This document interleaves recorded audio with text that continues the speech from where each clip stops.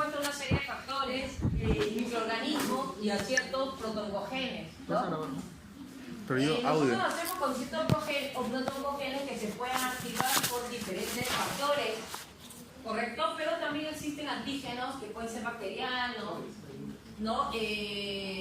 Hongos, parásitos o diferentes virus.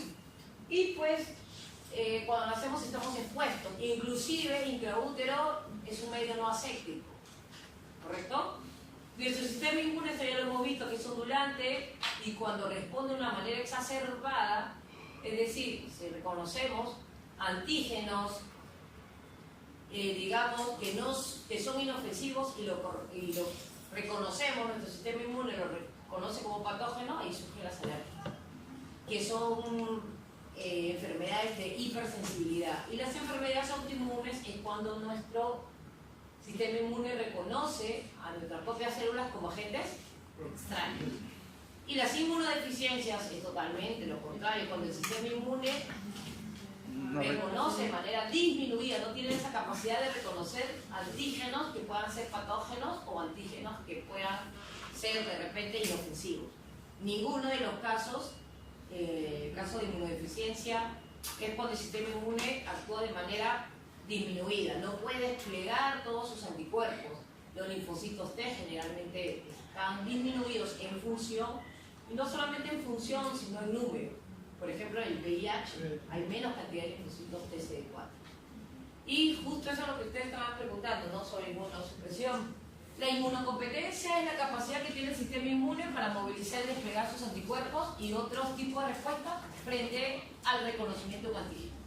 Entonces, si mi sistema inmune, en este caso, mis anticuerpos se van al lugar de infección, existe un adecuado reconocimiento de estos antígenos, estamos hablando de inmunocompetencia. Es decir, que nuestro sistema inmune es competente, ¿se entiende? Mientras que inmunosupresión es la inhibición de alguno de los componentes del sistema inmune, sea innato o adaptativo, y por lo tanto, en este caso, el sistema inmunológico no es capaz de cumplir su función en cualquiera de estos sistemas, sea adaptativo o sea innato. ¿Sí? Por ejemplo, ¿qué puede causar una inmunosupresión? La enfermedad y también los tratamientos. Por ejemplo, la quimioterapia y radioterapia genera inmunosupresión. Ustedes saben que la quimioterapia empieza a eliminar células, todas las células malignas, pero también células buenas. Pero digamos lo positivo es que las células, como los linfocitos, se van regenerando constantemente, tienen tiempo de vida y se vuelven a regenerar a nivel del timo. Entonces, la inmunosupresión es la inhibición, mientras que la inmunocompetencia es la capacidad del sistema inmune para realizar sus funciones básicas. ¿Se entiende? La diferencia entre uno y otro. Y esto ya lo vieron en una de las exposiciones, ¿no? Y simplemente mencionar que el timo es importante y por cuestiones de nutrición no se produce una adecuada diferenciación de los linfocitos que se encuentran de la corteza a la médula. Hablamos que la zona medular es la zona donde se realiza la diferenciación de estos linfocitos. Puedo tener linfocitos, pero si esos linfocitos no maduran y no se diferencian, son linfocitos que no van a tener una capacidad de respuesta. ¿Qué quiere decir? ¿Se acuerdan que los linfocitos T salen maduros del timo? Y en el timo se tiene que dar la maduración. Entonces, es muy importante saber que, por ejemplo, en el timo se afectan más los linfocitos T, no las células B, porque las células B se producen ¿dónde?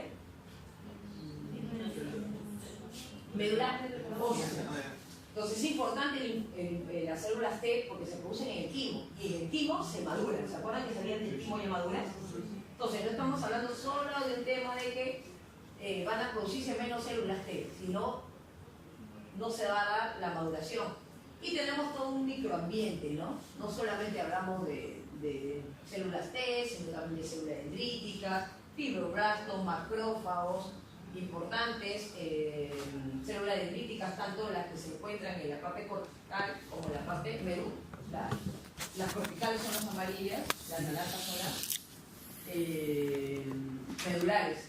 Otra cosa que es importante cuando se produce esta maduración, le decimos selección de tipo positiva, porque empiezan a seleccionar, ¿correcto?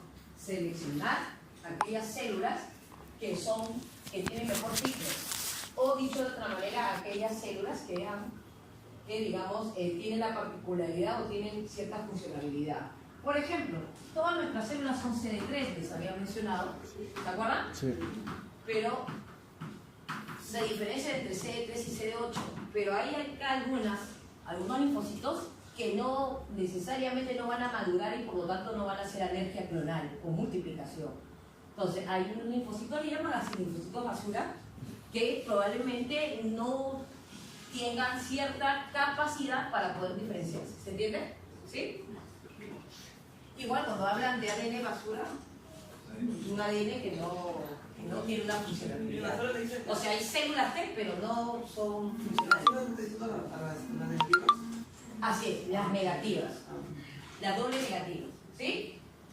Por ejemplo, que tenemos acá una célula, una cierta cantidad de linfocitos, células que son doble negativas, que todavía no han madurado.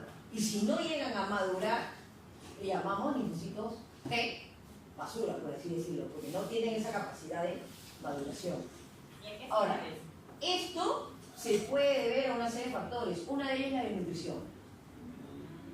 O sea, la desnutrición se ha visto que los procesos de desnutrición no solamente disminuye el tamaño del timo, sino también podrían afectar la maduración de esta célula. Ahora, ¿cuál es el mecanismo que podría, por ejemplo, los linfocitos T, en este caso la desnutrición, disminuir la producción de células T? Ese es todavía está en estudio.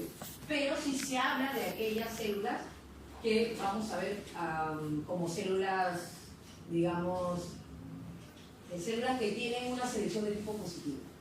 O sea, si decimos selección de tipo positivo, aquellas que cumplen o tienen el mejor fitness. ¿Se entiende? ¿Sí? Entonces, acá hablamos de células ya maduras, CD4 y CD8 negativas, ¿se entienden? O sea, es una CD4. CD8 positiva y CD4 negativa es una CD8, pero ambas son CD3. ¿Se entiende? Yo estaba leyendo que cuando en el embarazo, ¿Ya? después de los 14 días, el timo tiene que rezarse y se desaparece antes de que nazca el bebé. Y si ¿Cuál? el timo ¿Qué tiene el tipo? tiene que desaparecer antes que nazca el bebé, pero digamos existe después de los 14 días del embarazo. No, Y eso sí. afecta al... Lo que pasa es que la funcionalidad es diferente. Por ejemplo, decimos la formación del timo se ve en etapa no fetal, sino en etapa embrionaria. O sea, si tú hablas, estamos hablando de etapa embrionaria las 8 primeras semanas. O sea, los 2 primeros meses estamos hablando de etapa fetal. Luego estamos hablando de etapa embrionaria. Pero, por ejemplo, el linfocito, como lo que es el timo, su desarrollo del timo se ve la primera hasta la segunda semana de toda su etapa embrionaria, por decirlo así, ¿no? Entonces, la producción de esas células T se da en los primeros días. Luego, lo que estamos hablando ahí es proceso de maduración. Ahora, ¿cuánto tiempo dura la maduración de estos linfocitos T? Depende, puede ser una semana, puede ser 2 semanas, y constantemente se van renovando. Ahora, hay algunas que van a quedar y van a durar, cuando ya maduran, pueden durar mucho tiempo, porque sobre todas aquellas células que tienen la capacidad de ser células de memoria. Las otras se van regenerando constantemente. Igual, por ejemplo, cuando tú tienes células B, las células B van a haber células B de memoria, con capacidad de producir anticuerpos, y no necesitan que las células T la esté activando. ¿Me dejo entender? Imagínense que las células T esté activando las células B para producir anticuerpos. Ya van a haber células B de memoria con capacidad de ya producir anticuerpos. No sé si me dejo entender. Ya le presentó, pero estas células T ya van a ser células T de memoria. Una producen anticuerpos y otras células B, van a pasar a ser células T de memoria. O sea, Igual, linfocitos T. Ya no van a depender del linfocito T que... Así es, para que los active. Igual linfocito T, van a haber unas T helper y otras T de memoria.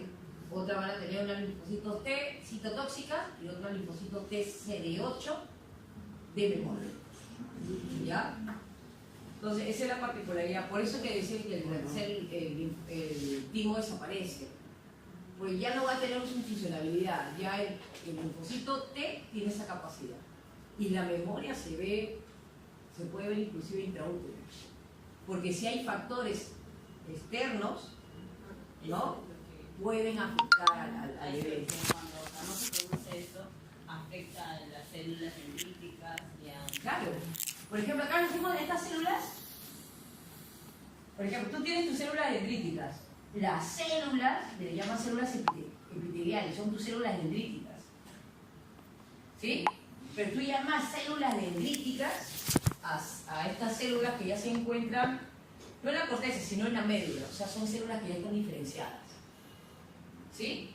O sea, tú puedes tener un montón de células epiteliales, pero no todas tus células epiteliales son células dendríticas. Ahí es lo que tú estás diciendo, es uno de los... Porque cuando nace el bebé, ya incluso ya tiene anticuerpos contra algunos agentes patógenos. ¿Por qué? Porque al parecer el ambiente donde he estado no es totalmente aséptico. O sea, solamente nace así. Tú nace el bebé con su propio microbiota, que puede variar si la madre consumió ciertos, por ejemplo, antibióticos, o si, por ejemplo, la madre estuvo con una ITI. El bebé ya nace con ciertos anticuerpos y su flora ya es diversa. Depende de lo que ha consumido la madre. Entonces no es un ambiente totalmente aséptico. Incluso lo del timo, esa diferenciación de células, ya se da intraútero. O sea, en la nutrición intraútero ya puede afectar su diferenciación de células T intraútero. ¿Vas a entender? Entonces, de ahí la importancia de cuidar mucho la gestante. ¿No? O sea, no es solamente el bebé el momento que nace, sino la gestante. ¿Sí? Y esto ya lo han mencionado muchos de sus compañeros. La nutrición óptima y en condiciones de malnutrición, pero por defecto. Los niños que dicen malnutrición por defecto dicen malnutrición, no dicen desnutrición. ¿Sí? Entonces cuando nosotros sí, malnutrición por déficit y por exceso, yo dice malnutrición, lo entiendo como malnutrición. Y todos los artículos son en base a eso. Los glucocorticoides simplemente son hormonas corticoides, la más importante es el cortisol. Son hormonas que trabajan en la gluconeogénesis y la glucogenólisis. Entonces, tienen funciones importantes, por ejemplo, al menos los cortisoles, ¿no? Y en condiciones, por ejemplo, donde hay una nutrición óptima, disminuye la leptina. La leptina tiene una función de ser antipoptótica. Por lo tanto, la apoptosis se va a dar de manera natural, normal y fisiológica. Mientras que en caso de la malnutrición va a haber una apoptosis masiva de los timocitos. Y decimos timocitos, aquellas células, son los linfocitos que se encuentran en el timo. O sea, son timocitos, me dejo entender, son aquellos linfocitos que todavía no han madurado, ¿correcto? Y empieza a producirse una apoptosis, una selección negativa de aquellos linfocitos que son, entre comillas, basura, empiezan a eliminar y hay una apoptosis masiva, ¿correcto? Pero podrían haber, en algunos casos, esta malnutrición puede generar que aumente la leptina y por lo tanto pueda, digamos, la apoptosis se dé de manera exacerbada, ¿correcto? Mientras que en el caso de la nutrición óptima, lo que es lo normal, ¿no? O sea, seleccionar aquellas que son, entre comillas, productivas, ¿sí? ¿Correcto? Entonces, la leptina tiene una función antiapoptótica, acuérdense. Otra pregunta que puede venir en el examen, aparte de la leptina, es esta. Por ejemplo, hay una hipótesis de la relación entre la malnutrición materna y cómo afecta el sistema inmune en el bebé. Hay un eje que es el eje hipotalámico hipofisial adrenal, que está relacionado en dos hormonas. Uno, el hipotálamo. Otro, la hipófisis. Y otro, la glándula adrenal o suprarrenal. ¿Sí? Entonces, estos dos, a nivel del sistema nervioso y, obviamente la adrenal, estamos hablando de glándulas suprarrenales, ¿correcto? Entonces, está relacionado mucho con el sistema neuroendocrino. El hipotálamo tiene que ver con el estrés, pero también con los problemas digestivos, ¿no? Porque es el centro regulador del hambre y el apetito. La hipófisis tiene que ver mucho con el sistema inmune y la suprarrenal tiene que ver mucho con el metabolismo energético. Entonces, este eje hipotalámico hipoficiario adrenal, que es una serie de condiciones, una serie de hormonas que participan en el sistema inmune. Por ejemplo, ¿qué se debe? Si hay una malnutrición materna, lo normal es que en condiciones donde el estado nutricional de la madre esté adecuado, el eje hipotalámico hipoficiario adrenal se activa. ¿Correcto? Ahora, ¿qué va a pasar? Va a generar un daño en la inmunocompetencia. ¿Qué quiere decir? Si hay una malnutrición materna, este eje hipotalámico hipoficiario adrenal se activa y por lo tanto va a haber inmunosupresión. Disminución de la inmunocompetencia. Va a haber inmunosupresión y esta inmunosupresión va a hacer que la transferencia de inmunoglobulina G sea menor. Acuérdense que la madre le transfiere básicamente inmunoglobulinas de tipo G. ¿Se entiende? Y también, no solamente esto influye en etapa fetal, o etapa fetal, claro, sino al momento que nace el bebé, también puede haber disminución de la transferencia de ciertos factores que tienen, por ejemplo, ciertos factores de transcripción que están en la leche materna, ciertas células, ¿verdad? Por lo tanto, va a disminuir. ¿Y qué va a hacer esto? Que no solamente puede estar relacionado con malnutrición fetal, sino disminución de la protección de tipo pasiva. Acordémonos que cuando, por ejemplo, la madre le da leche materna, es una inmunidad de tipo pasiva. ¿La activa cuál será? Si te coloca una vacuna. Entonces, va a disminuir la modulación si disminuye, digamos, tu inmunidad pasiva, también disminuye tu inmunidad activa o no, o adaptativa. ¿Correcto? Por lo cual va a haber una disminución de la dotación de células. ¿Correcto? Entonces, chicos, este eje hipotalámico hipoficiario adrenal se activa cuando hay malnutrición. Esta activación genera inmunosupresión. Esta inmunosupresión genera que no se transfieran inmunoglobulinas por medio de la placenta, transfiere inmunoglobulina de tipo G, porque es la mamá, pero también que transfiere por medio de la leche materna ciertos factores o células, ciertos factores de transmisión o otras células que son propias de la leche materna. ¿Correcto? ¿Se entiende esta diferencia? Entonces, el eje hipotalámico hipoficiario adrenal participa en la transferencia de inmunidad.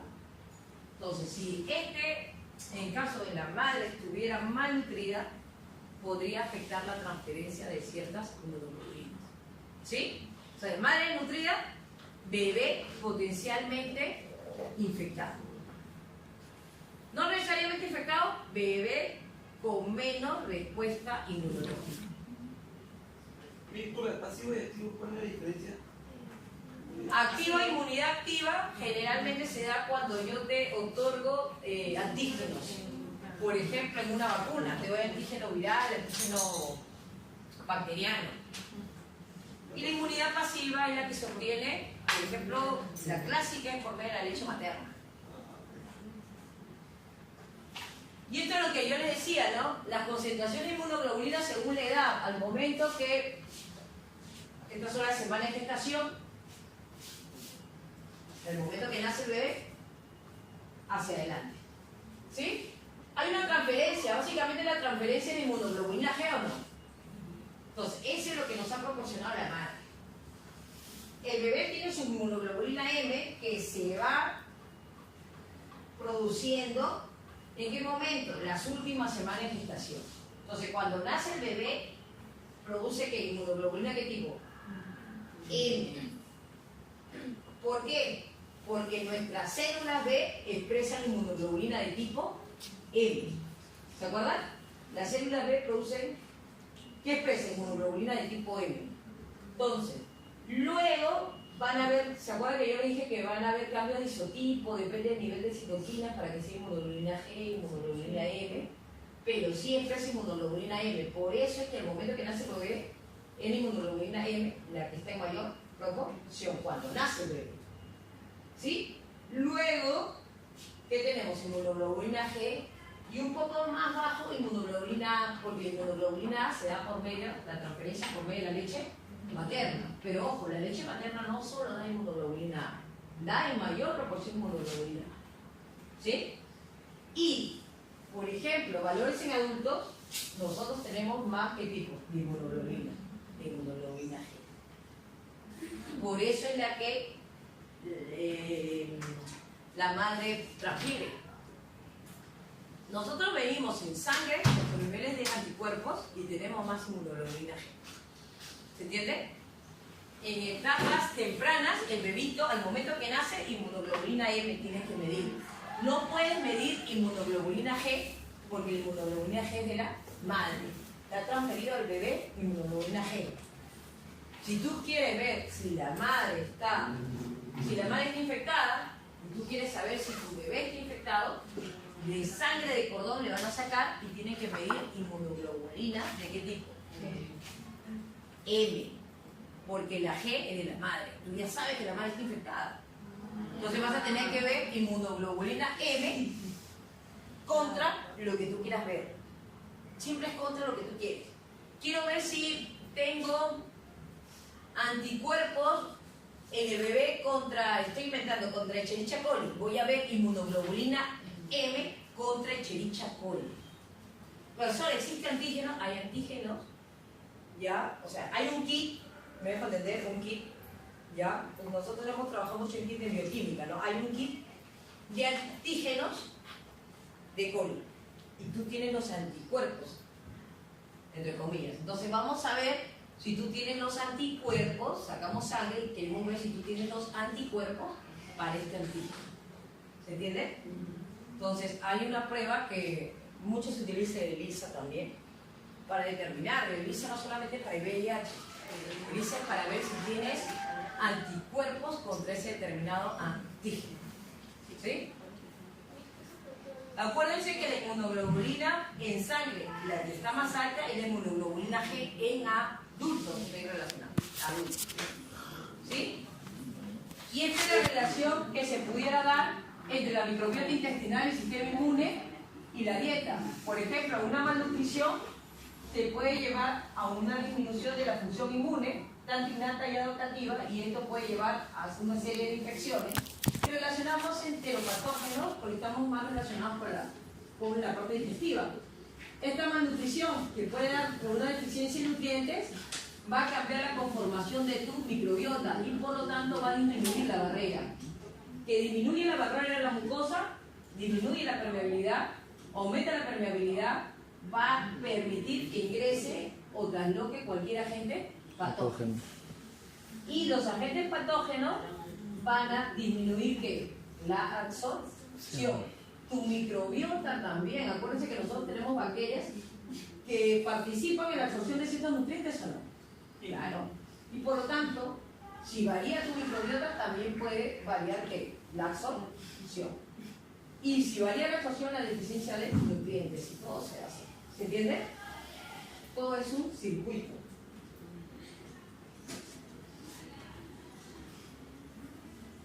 Entonces, hay una relación microbiota, sistema inmune y dieta.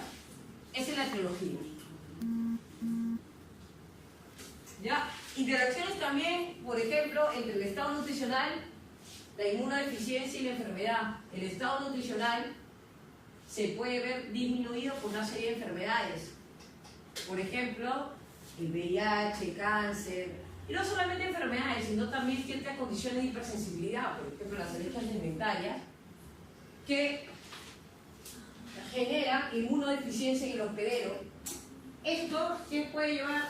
A inmunosupresión, neutropenia, que son ¿qué es neutropenia? ¿Disminución de qué? Neutrófilos, muy bien. ¿Y esto qué te lleva? A la enfermedad. ¿Correcto? La enfermedad que lleva aumento de qué? Catabolismo, Y sobre todo, aumento de los requerimientos o no. Acuérdense que cuando hay más metabolismo, aumenta mi tasa metabólica basal y por lo tanto necesito más calorías. Esto puede afectar mi estado nutricional. El problema de la enfermedad es que no solamente hay catabolismo, sino que la enfermedad te lleva a un hipermetabolismo. ¿Estamos? O sea, no solamente te afecta la enfermedad, sino que aumenta tu tasa metabólica basal. Tu respuesta al daño e injuria es mayor. ¿Se entiende? ¿Sí? Hay ciertos sensores metabólicos, por ejemplo, la ingesta de nutrientes, uno, lo hemos puesto acá, la ingesta de nutrientes, dos, la estructura o la forma de tu microflora. La microflora que tienen ustedes es diferente, cada uno de ustedes, por el tipo de alimentación, la actividad física. El obeso también tiene diferente microbiota. Entonces, la dieta influye, la microbiota, nuestra estructura también, pero hay ciertos componentes que no están modificados. Hay ciertos componentes que no se llegan a modificar, componentes de la dieta. Pero hay componentes que sí se pueden modificar. Por ejemplo, ¿cuáles se pueden modificar? Hay componentes que sí se pudieran modificar. ¿Cuáles son aquellos que se pueden modificar? Los triglicéridos y cadena corta. Son componentes que se modifican. ¿De qué depende? Son componentes que son modificados por medio de la microbiota, ¿sí o no? Usted consume, por ejemplo, fibra, ¿y qué hace tu microbiota?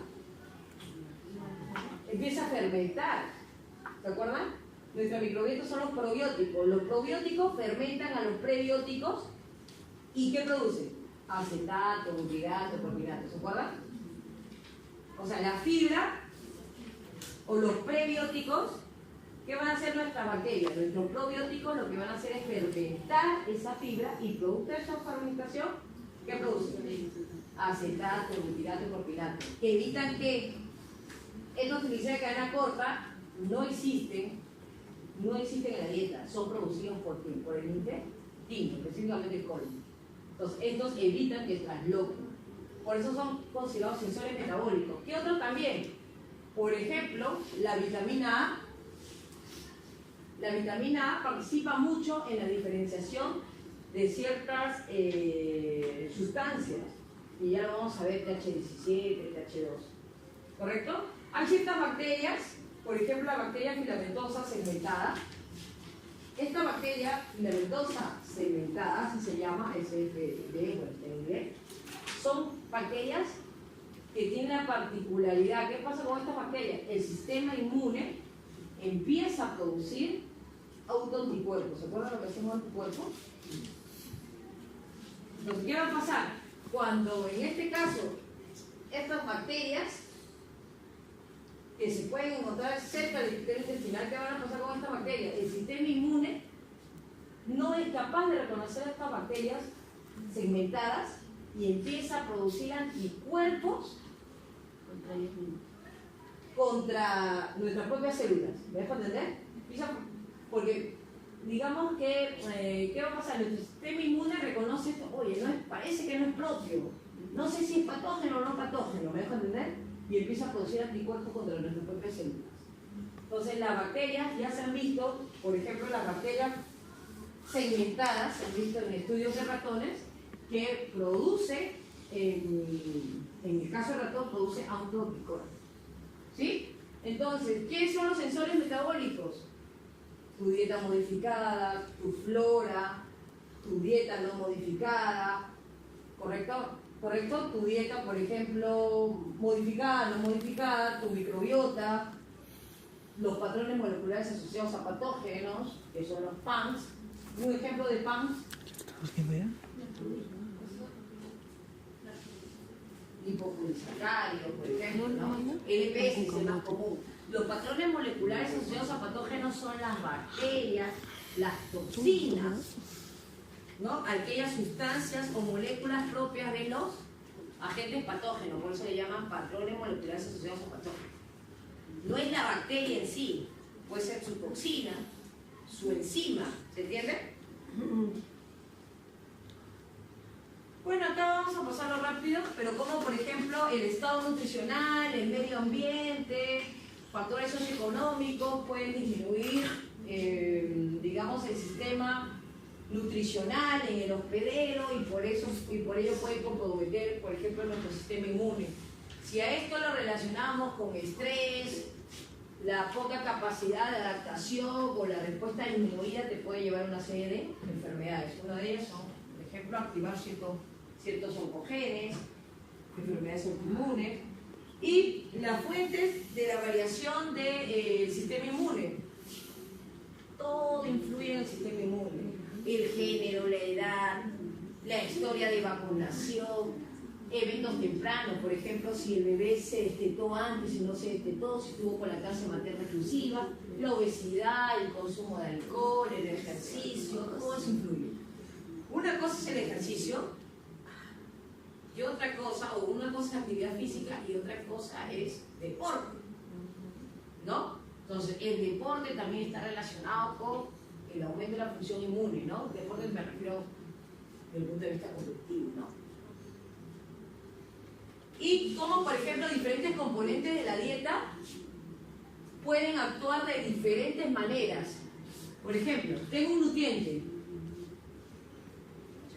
El aumento en la ingesta de este nutriente, me lleva a una respuesta inmunológica. ¿Correcto? ¿Qué puede hacer? Que tu respuesta inmune actúe de manera normal. ¿Correcto? Pero, por ejemplo, puede darse que la disminución de la ingesta, estamos hablando de lo recomendado, menos de lo recomendado, tu sistema inmune, por ejemplo, se entiende que este es ingesta de nutriente y este es alteración de la función inmune.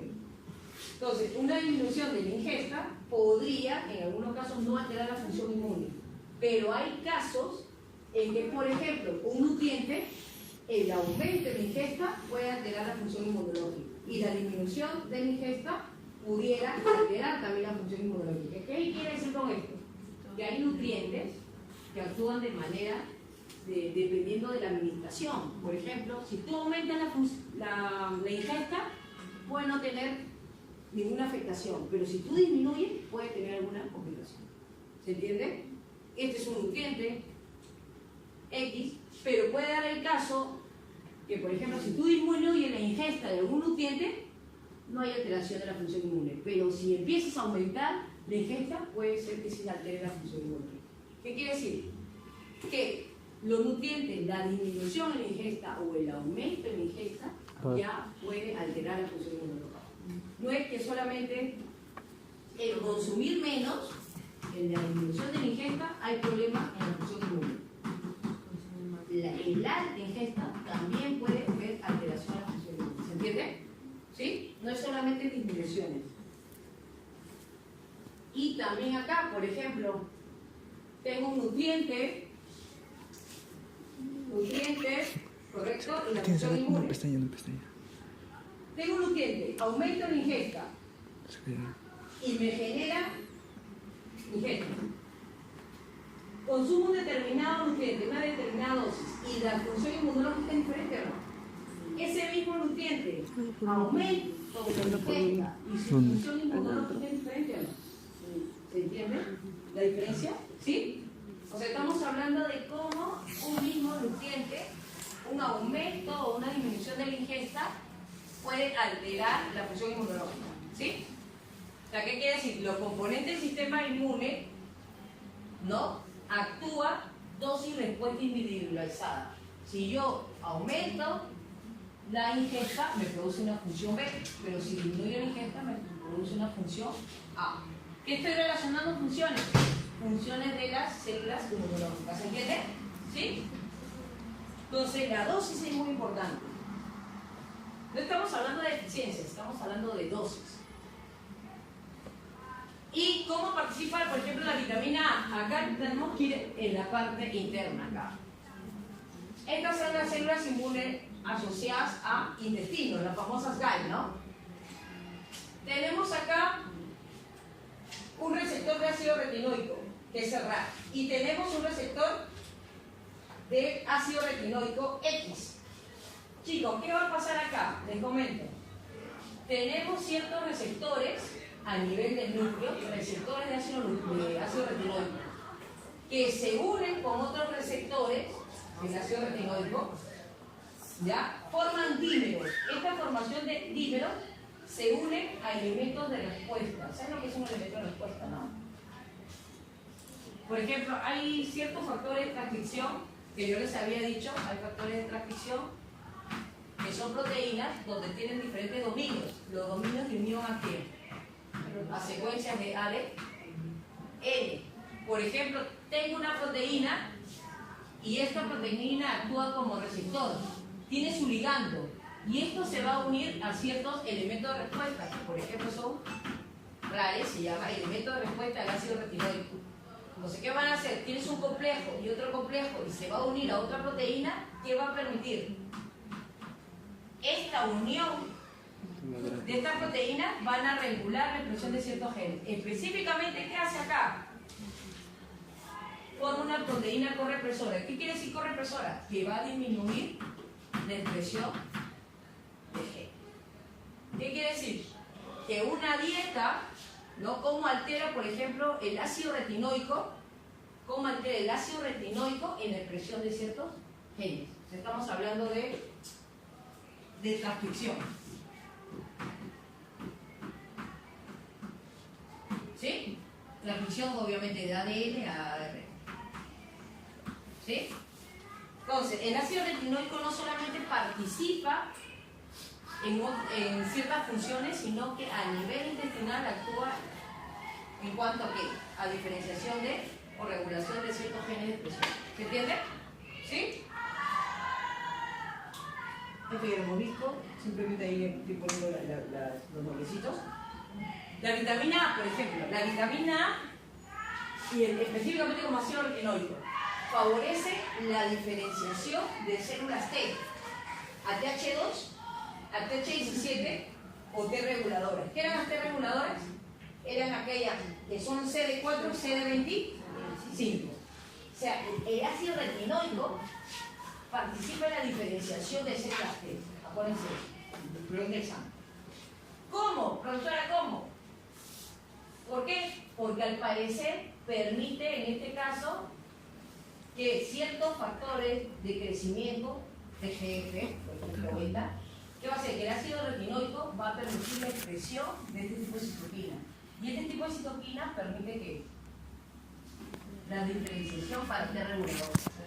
Entonces, al parecer, el ácido retinoico influye mucho en la diferenciación de estas células T, pero también actúa, por ejemplo, el ácido retinoico puede mejorar la expresión de ciertas células B. Por ejemplo, el tejido linfoide asociado a mucosa, tejido linfoide asociado a intestino. ¿Se acuerdan? El GAL y el MAL. Específicamente, por ejemplo, el ácido retinoico va a actuar frente a quién? Al óxido nítrico inducible, va a actuar a nivel de TGF-beta, de ciertos ligandos de CD40. Entonces, ¿qué hace este ácido retinoico? Mejora la expresión de estas, en este caso, de estas sustancias que van a permitir que la diferenciación de estas células M, estas células B capaz de producir anticuerpos van a pasar a células B plasmáticas. ¿Y qué va a permitir? El ácido retinoico permite que exista un switching de isotipo. ¿Qué quiere decir? Acuérdense que las células B siempre producen de qué tipo, inmunoglobulina M y B. Pero ¿qué va a pasar? Que a nivel de las mucosas, estas células B produzcan ¿qué? Inmunoglobulina de qué tipo? A. Debido a que a la sobreexpresión de estas sustancias. Y que, por ejemplo, en el tejido linfoide asociado a intestino, produzca ¿qué? Inmunoglobulina de qué tipo? A. Entonces, ¿qué quiere decir con eso? Que el ácido retinoico permite el cambio de isotipo, permite que las células B, que generalmente expresen inmunoglobulina M, en las diferentes mucosas produzcan diferentes inmunoglobulinas. Entonces, dos cosas. Ácido retinoico permite la diferenciación de células T. Ácido retinoico permite que las células B pasen a ser las células B plasmáticas y produzcan diferentes anticuerpos que no sean inmunoglobulina M. ¿Se acuerdan que las células B, expresa inmunoglobulina M y el ácido retinoico va a regular ciertas sustancias para que puedan estas células B producir diferentes inmunoglobulinas diferentes a la M. ¿Se entiende? ¿Sí? Pero, chicos, no voy a poner por qué, quién activa, si activa ahí, no, si no activa, eso no va a preguntar. Simplemente le voy a preguntar si la inmunoglobulina, la vitamina A, el ácido retinoico, participa en la diferenciación de las células T y si participa en la producción de anticuerpos. ¿Se entiende? Sí. La diferenciación de esos anticuerpos. ¿Sí? Las integrinas son células capaces, su nombre lo dice, integrar algunos mimositos a la matriz extracelular. ¿Qué va a pasar acá? Por ejemplo, tengo mis células T, ¿correcto? Y estas células T, específicamente, ¿qué va a permitir? Que el ácido retinoico, y no solamente el ácido retinoico, sino que es esta, la 1,25 hidroxivitamina D3, la vitamina D activa, va a permitir que esta célula T, que es la VIP, tenga una función efectora. Efectora, ¿qué quiere decir? Sea helper o sea B, célula de memoria. En los diferentes tejidos, La piel. epitelio, a los sitios de inflamación y ¿dónde? Intestino delgado. ¿Se entiende? Entonces, ¿qué va a permitir? Las células, en este caso la vitamina A y la vitamina D, permite o favorece que tus células T, NAVI, tengan función que tus células T sea F, todas, es decir, helper o sea de memoria. ¿Se entiende? ¿Sí? Este es lo último visto. Mecanismo de la vitamina D. Revisen, la vitamina D participa en la mejor respuesta en monocitos, en macrófagos, en células dendríticas, en células T de memoria y en células B. Vimos que la vitamina A participaba mucho relacionada con células T, células B y células T. Pero la vitamina D también participa a nivel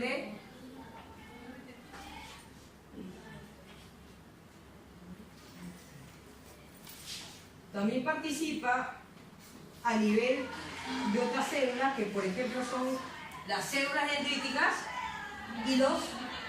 y células con capacidad de fagocitar, que son los monocitos y macrófagos. Entonces, vitamina tiene que ver mucho con los linfocitos. Es decir,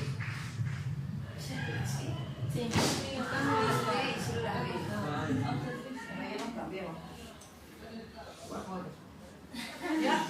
Pero por ejemplo también la vitamina D en inmunidad innata y en inmunidad adaptativa tiene diferentes funciones. Por ejemplo, acuérdense esto porque esto va a venir relacionado. Vitamina D disminuye ¿qué? La maduración de que las células dendríticas. Que también disminuye la presentación de ¿qué? Citoquina. De antígenos. ¿Qué más? Citoquina. Aumenta que a nivel de inmunidad adaptativa tiene que ver con disminución de citoquinas de tipo TH1, pero aumento de citoquinas de tipo TH2. Menor producción de ¿qué? Inmunoglobulina. ¿Deficiencia de vitamina D o la...? Deficiencia de vitamina D. O sea, las funciones que tienen sus funciones propias de la vitamina D. ¿Sí? Por ejemplo, si hay una deficiencia de esta vitamina D, a nivel de la inmunidad inadaptativa, disminuiría ¿qué? La maduración de la célula dendrítica, y eso no conviene. Ni tampoco la disminución de la presentación. Esto va a pasar. Esto también. Chicos, la deficiencia de zinc.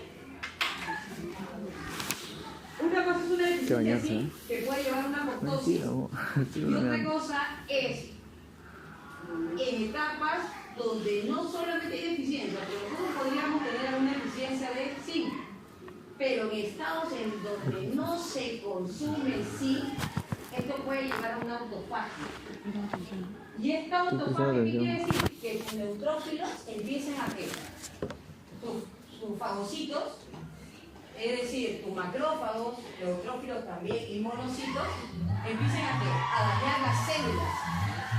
Y este aumento, o el ayuno, acá lo indicamos como ayuno, o esta deficiencia prolongada puede llevar a una apoptosis. ¿Qué quiere decir? Dime. Sí, yo sé que no voy a decirles ahorita porque ya hemos hablado. Ya, otra cosa es cómo el estado nutricional puede llevar a una necrosis. O sea, lo normal es apoptosis, ¿no? La apoptosis es la muerte celular programada, ¿verdad? Y otra cosa es la necrosis, que es la muerte patológica, donde afecta el medio ambiente. ¿Qué quiere decir? ¿Cuál? No necesariamente, o sea, la apoptosis es la muerte celular normal, programada, tu linfocito muere, tu célula B muere, por así decirlo, pero la necrosis es una muerte patológica, no apoptótica, es una muerte, digamos, masiva, que, digamos, que no necesariamente te están considerando, digamos, tiempo, ¿no? O sea, un tiempo de vida. Tu albúmina tiene un tiempo de vida, 15 a 20 días. ¿Qué generaría esto es apoptosis? Pero si tu albúmina, por ejemplo, tiene un tiempo de vida de 3 días, esto lo llamamos necrosis. ¿Se entiende? Una muerte patológica, no fisiológica. Deficiencia en sí, lo que afecta a nivel de células B, apoptosis, y a nivel de células T, disminución de funciones. Y esto también viene, chicos, la vitamina que afecta tanto inmunidad humoral y celular, ¿cuál es? Ah, ¿qué más? La A y la D, básicamente. Son funciones que participan tanto en inmunidad celular y en inmunidad humoral. Pero estamos hablando de a nivel de barrera epitelial, tenemos las vitaminas A, C y E. Y el C. Pero aquella vitamina que participa tanto en inmunidad celular como humoral, tenemos la A y tenemos la D. Acuérdense eso, la A y la D. Por eso que hemos estudiado mucho la A y la D. ¿Ya? Magnesio no viene. Chicos, nos vemos allá. Hasta el próximo viernes, profesora, nos vemos. ¿Qué?